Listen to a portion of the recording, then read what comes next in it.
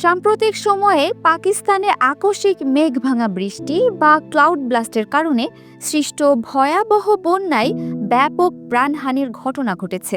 এই প্রাকৃতিক দুর্যোগে মৃতের সংখ্যা 654 জনে দাঁড়িয়েছে।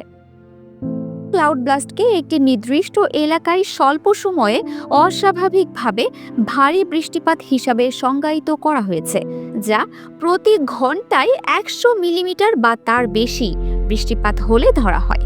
পাকিস্তানের বিভিন্ন অঞ্চলে এই ধরনের বৃষ্টিপাত মৌসুমী বন্যা পরিস্থিতিকে আরও ভয়াবহ করে তুলেছে।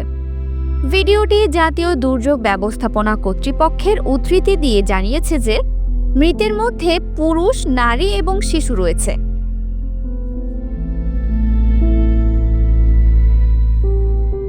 আহত হয়েছেন অন্তত 935 জন, যার মধ্যে পাঞ্জাব এবং খাইবার পাখতুনখোয়ায় সর্বোচ্চ সংখ্যক আহত হয়েছে। এই ভয়াবহ বন্যায় অসংখ্য বাড়িঘর, রাস্তাঘাট এবং কৃষি জমি ক্ষতিগ্রস্ত হয়েছে, যার ফলে জনজীবন বিপর্যস্ত। বিশেষজ্ঞরা আশঙ্কা করছেন যে ভারী বৃষ্টিপাত অব্যাহত থাকায় বন্যা পরিস্থিতি আরও ভয়াবহ হতে পারে, যার ফলে প্রাণহানি ও ক্ষতির পরিমাণ আরও বাড়তে পারে। এই পরিস্থিতি মোকাবেলায় জরুরি পদক্ষেপ গ্রহণ করা হচ্ছে।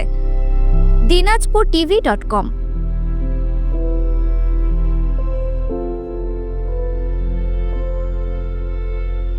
দিনাজপুর টিভি মানুষের জীবনের কথা বলে।